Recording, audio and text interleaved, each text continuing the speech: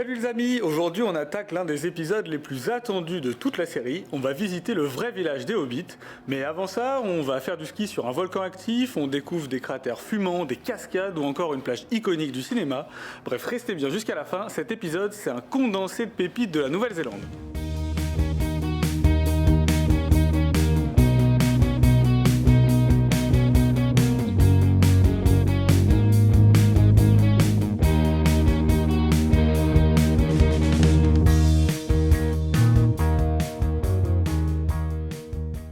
Aujourd'hui, on est de retour à Tama Lake avec Cécile pour revoir ce Tongariro, mais cette fois-ci, comme vous voyez, complètement enneigé.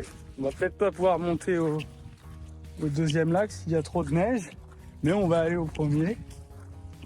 On a 15 km à faire, ça va le faire tranquillou. En plus, il fait super beau, on a un grand ciel bleu, très bien. Et demain, on ira skier là. Sur le Roi Péou, encore un bon programme. On retourne donc au Tongariro National Park, le plus beau parc volcanique de Nouvelle-Zélande, mais sans drone aujourd'hui. Mais pas de panique, les meilleures images aériennes sont dispo dans l'épisode 6, je vous mets le lien juste en haut. On peut encore voir le Taranaki là. Première petite pause pour apprécier toujours ce décor extraordinaire que nous offre le Tongariro National Park, ce cône volcanique complètement enneigé d'une couleur blanche éclatante. C'est tellement inhabituel, encore un paysage dont seule la Nouvelle-Zélande a le secret. Et voilà, la Tama Lake.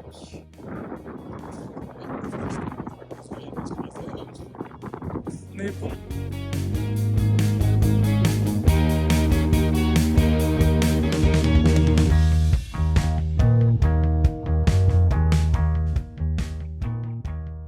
Et après notre balade du jour, on file direction la station de ski du Mont Roi Péou, juste à côté, pour aller réserver nos skis et nos forfaits pour la journée de demain pour être sur les pistes dès l'ouverture. Et comme il fait bien froid, on profite d'un bon chocolat chaud. Rien de tel quand on est au ski.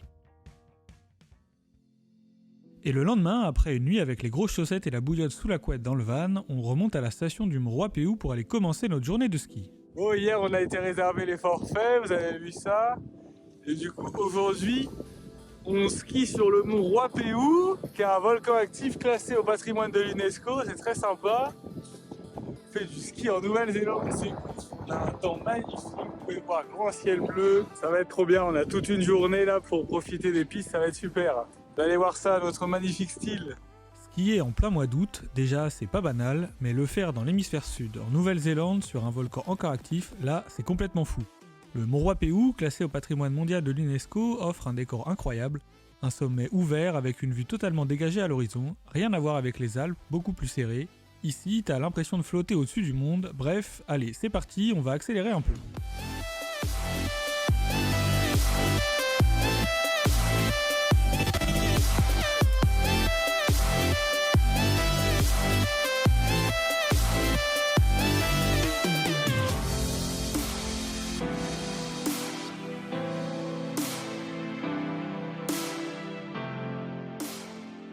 Ensuite, petite pause déj. C'est important de reprendre des forces parce que la montagne ça creuse.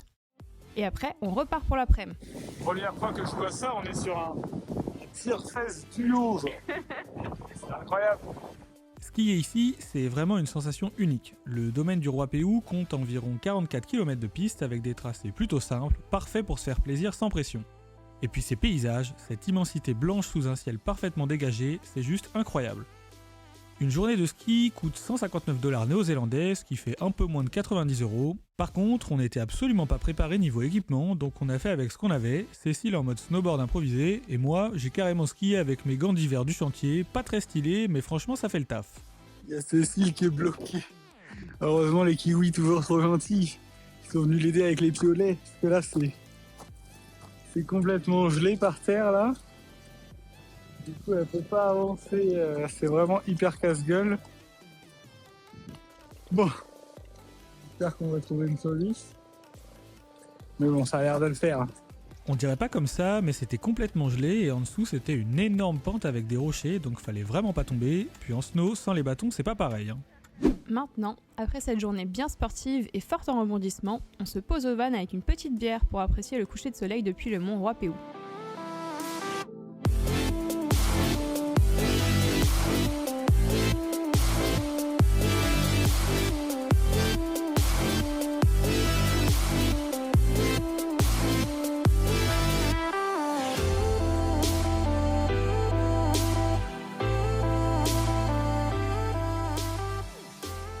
Ensuite, on quitte définitivement le parc du Tongariro. Vous l'aurez compris maintenant, ça restera l'un de mes endroits préférés en Nouvelle-Zélande. Le lendemain, on passe la nuit à Taupo et on va observer l'ouverture du barrage d'Aratiata, très connu dans le coin. Et ça y est, l'alarme se déclenche, les écluses vont s'ouvrir. Ce qu'on voit ici, c'est la rivière Waikato qui monte d'un coup après l'ouverture du barrage d'Aratiata. 3 fois par jour, les vannes s'ouvrent et transforment ce petit cours d'eau calme en torrent puissant. Un spectacle impressionnant. Cette rivière est d'ailleurs devenue célèbre grâce au cinéma. C'est ici qu'ont été tournées les scènes du Hobbit, quand les nains descendent la rivière dans des tonneaux avec Legolas qui fait son petit surf improbable juste au-dessus. Et au fond, la colonne de fumée qu'on aperçoit, c'est la zone géothermique qui fume en permanence. Un phénomène classique de North Island. Après ce réveil aquatique, on prend notre petit déj puis direction Crater of the Moon pour faire découvrir à Cécile les trésors géologiques de la Nouvelle-Zélande. Crater of the Moon, c'est un vrai décor de science-fiction. Ici, la Terre respire littéralement, le sol bouillonne, les fissures fument et l'air sent le soufre. Tout ça parce qu'on se trouve juste au-dessus d'une énorme zone géothermique encore très active. Certains de ces cratères se sont formés après des éruptions anciennes, d'autres continuent à se modifier au fil des années. C'est un endroit où on se rend compte que la Nouvelle-Zélande repose vraiment sur une puissance naturelle immense. Et si ça vous rappelle quelque chose, normal, on était déjà venu ici dans l'épisode 4 dans lequel je donne pas mal d'infos en plus sur ces phénomènes. Maintenant qu'on est arrivé à Taupo, on ne loupe pas l'incontournable Waiotapu. Waiotapu, c'est l'un des sites géothermiques les plus spectaculaires de tout le pays. Ici, la Terre s'ouvre en bassins multicolores avec des eaux acides qui passent du vert fluo à l'orange vif, un vrai tableau naturel. Chaque couleur vient d'un minéral différent chauffé par l'activité volcanique sous nos pieds, et même si c'est déjà magnifique depuis le sol, ça vaut encore plus le coup vu du ciel, et ça tombe bien, dans l'épisode 4, j'ai des plans drone exclusifs qui montrent toute la palette incroyable de ce lieu. Après cette belle journée, on va dormir à mon camping préféré, Waikite, avec les plus belles hot pools de tout le pays, voire du monde selon moi. Puis après un bon bain chaud, on se fait une petite balade nocturne dans la forêt enchantée de Whakarewarewa. Le lendemain, on repart pour de la jungle et on s'enfonce bien dans la forêt pour découvrir une autre petite merveille cachée de la Nouvelle-Zélande.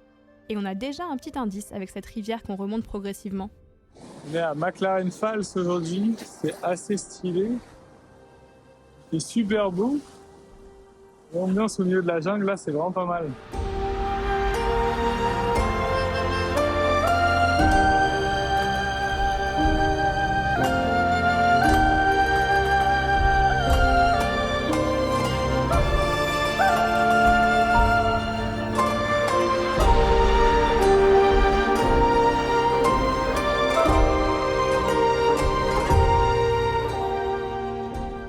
Si vous voyez, mais juste derrière moi. Bon, je vais prendre le relais sur moi-même parce que les mots veulent pas sortir de ma bouche. Ce qu'on voit derrière moi, c'est un perroquet de penant. C'est trop fou. Ce perroquet est un petit bijou venu d'Australie qu'on croise parfois ici dans les parcs néo-zélandais. Avec son plumage rouge vif et bleu électrique, impossible de le louper. Il adore les baies comme celle qu'il est en train de déguster. Et fun fact, c'est un oiseau super curieux, souvent plus occupé à goûter tout ce qu'il trouve qu'à se méfier de ce qui l'entoure.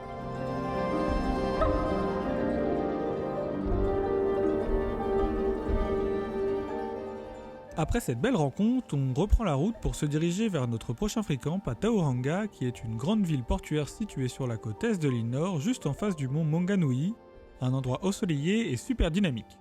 On commence bien notre journée à Tauranga parce que le décor nous donne direct le smile. Bref, aujourd'hui on s'est prévu une activité détente, on vous montre ça de suite.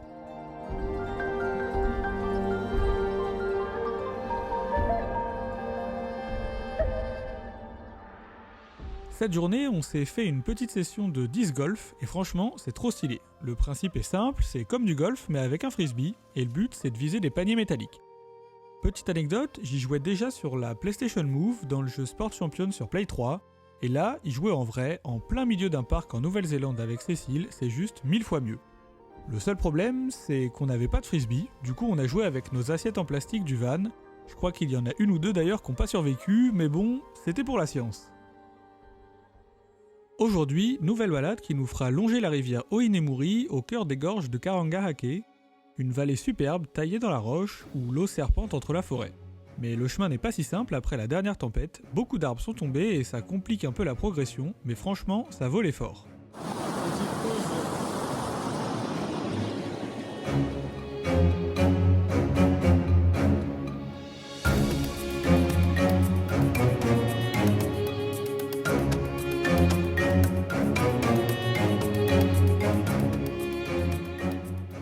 Allez, maintenant, on reprend la route pour arriver jusqu'à notre objectif du jour.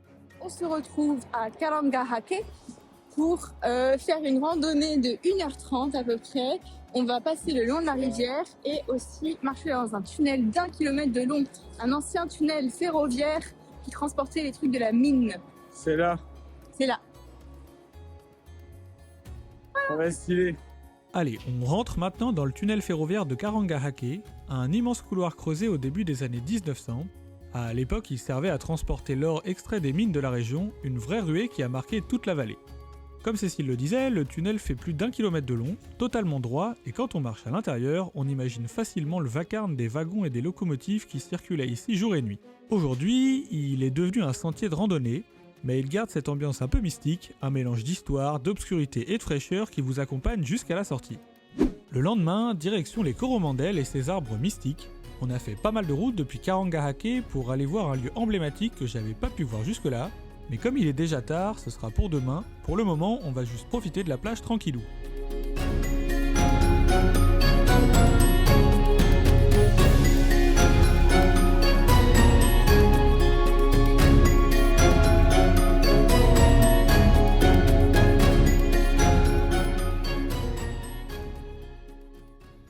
Bon là, aujourd'hui on est à Cathedral Cove, on a monté un peu.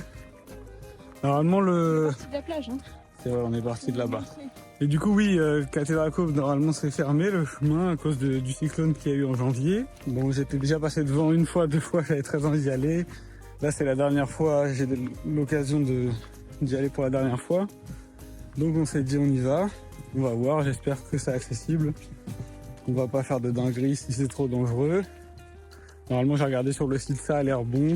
Il y a juste des possibilités d'éboulement dans la cathédrale, donc on verra, peut-être qu'on ne rentrera pas dedans. En tout cas aujourd'hui pour l'instant il fait beau, ça c'est déjà rassurant, c'est hyper stylé. Et on se retrouve, j'espère, à Cathedral Cove. Marcher sur les côtes et les falaises des Coromandel, c'est un vrai bonheur. En Nouvelle-Zélande, chaque rando est différente, forêt, mer, rochers, falaises, on s'ennuie jamais, c'est toujours un régal. On enchaîne les kilomètres sans même s'en rendre compte et finalement, on y arrive enfin. Cathedral Cove, sûrement l'un des plus beaux endroits de toute la Nouvelle-Zélande. Depuis le ciel, c'est encore plus fou. Cette arche naturelle creusée par l'océan, la plage immaculée et ce grand pic rocheux qui surgit de l'eau turquoise, un décor presque irréel. L'endroit est tellement iconique qu'il a servi de décor à Narnia, dans la scène où les enfants débarquent sur une plage magique. Bref, les mots ne suffisent pas vraiment pour décrire ça, place aux images.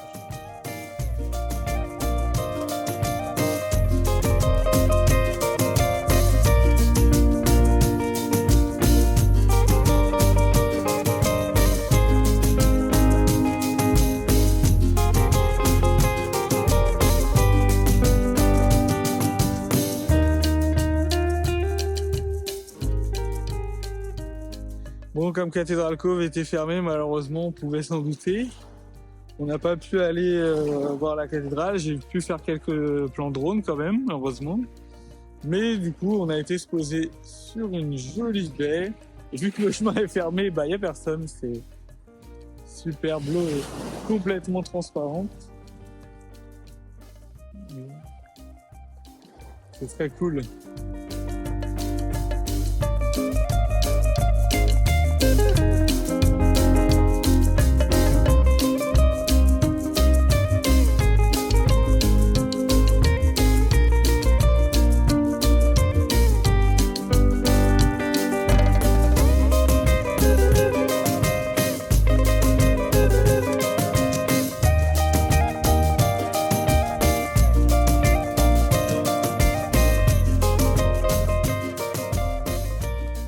Le soir, on se trouve un petit bar dédié aux All Blacks pour boire une petite bière, puis on rejoindra notre free-camp du soir sur une jolie plage. Et en arrivant, on tombe sur un joli héron à face blanche qui était en train de ramasser des branches pour son nid. Ça nous rappelle qu'en Nouvelle-Zélande, on dort toujours proche de la nature, et c'est vraiment un sentiment qu'on adore.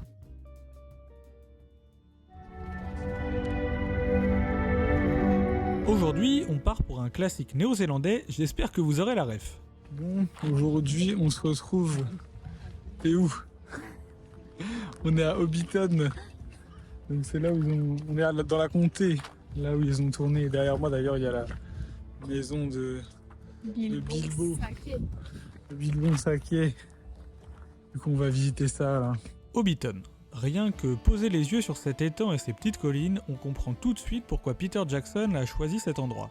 Le décor est tellement parfait qu'on croirait qu'il a été inventé pour le film, alors qu'en vrai c'est une ancienne ferme de moutons au milieu de nulle part.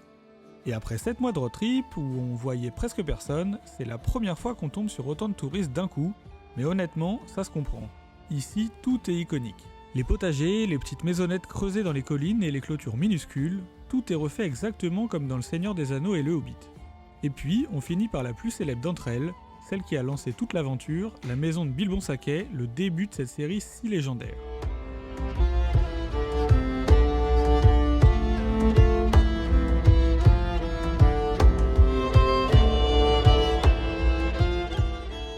Et on a un arc-en-ciel stylé, là.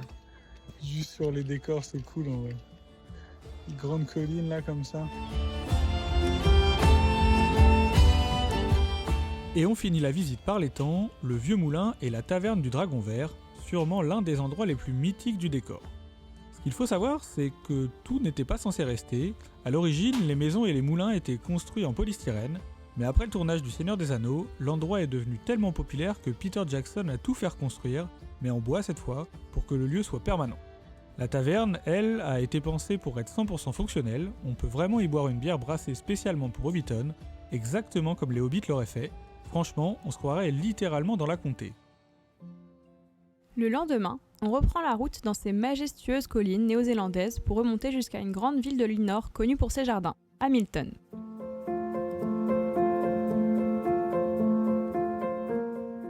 Bon, aujourd'hui on se retrouve, on est au Hamilton Garden, qui est l'un des jardins les plus connus en Nouvelle-Zélande. C'est super beau. En fait, ils ont plein de thématiques, italiens, indiens, chinois, japonais. Là, vous avez vu, je suis dans le jardin maori, du coup. Et donc, c'est très sympa. Je vais vous montrer un peu les petites images du jardin. Mais c'est vraiment bien fait. Franchement, ils ont eu des super bonnes idées. Tout a l'air de bien pousser. Et là, c'est vrai que l'atmosphère dans l'espèce de village, du coup, avec toutes les barrières, les pics et tout, là, c'est vraiment sympa.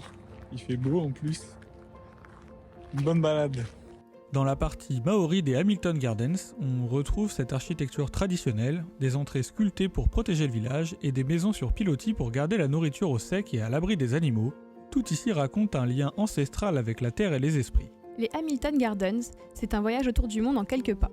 Chaque jardin raconte une époque ou une civilisation. Le calme zen du jardin japonais, les pavillons raffinés du jardin chinois, l'élégance géométrique du style italien, ou encore l'ambiance romantique des jardins anglais.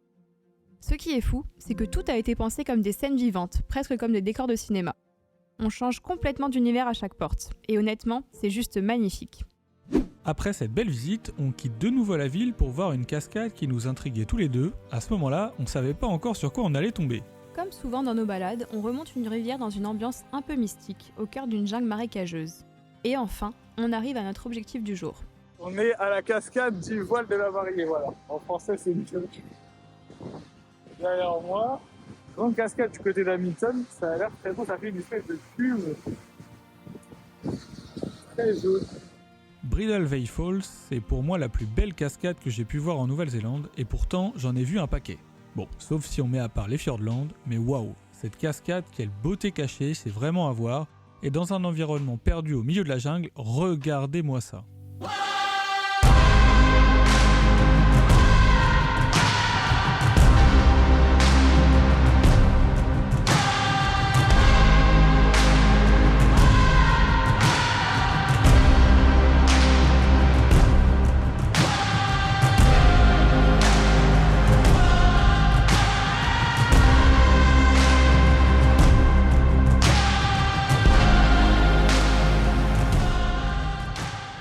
Ça y est, on est en bas de la cascade, c'est super beau.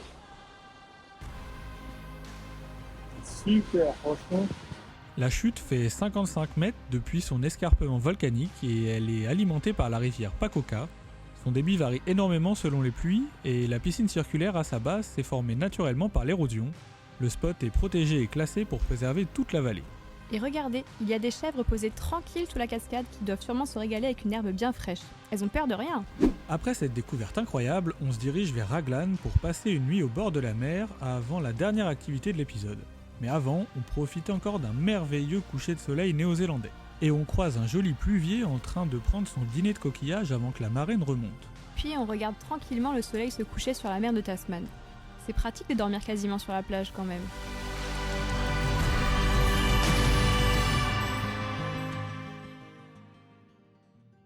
Aujourd'hui on se retrouve, on est sur l'eau à Raglan. On est parti faire un petit tour de kayak. Et on va là-bas, direction les Pancakes Rocks de Raglan, ça va être stylé. Bon allez, on va retourner pagayer un peu là. Ici à Raglan, sur la côte ouest, là où la rivière Waingaroa rejoint la mer de Tasman, on peut louer un kayak et c'est un vrai bonheur. L'eau est calme, le décor incroyable et on file tranquillement vers les Pancakes Rocks. D'ailleurs, on a déjà vu des Pancakes Rocks à Punakaiki, l'un des plus beaux endroits du pays, tout est dans l'épisode 3.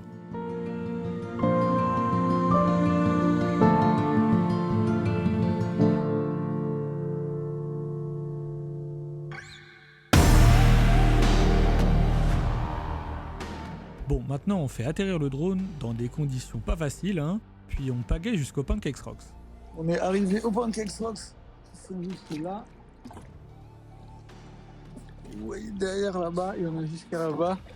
Donc on va continuer un peu, on va longer tout ça, ça va être stylé. Ces Pancakes Rocks de Raglan, c'est un petit bijou encore méconnu. Ce relief en strate vient de millions d'années d'érosion. Les couches de sédiments se sont compactées puis ont été sculptées par le vent et les vagues jusqu'à former ces blocs parfaitement empilés. Ce qui rend l'endroit magique, c'est son ambiance. Le bleu de l'eau, les falaises dorées par le soleil, un vrai petit paradis. Et le meilleur, c'est qu'on peut se faufiler dans les petites failles entre les rochers, on pagaie au milieu de ces immenses pancakes naturels, c'est juste génialissime, en tout cas moi j'adore.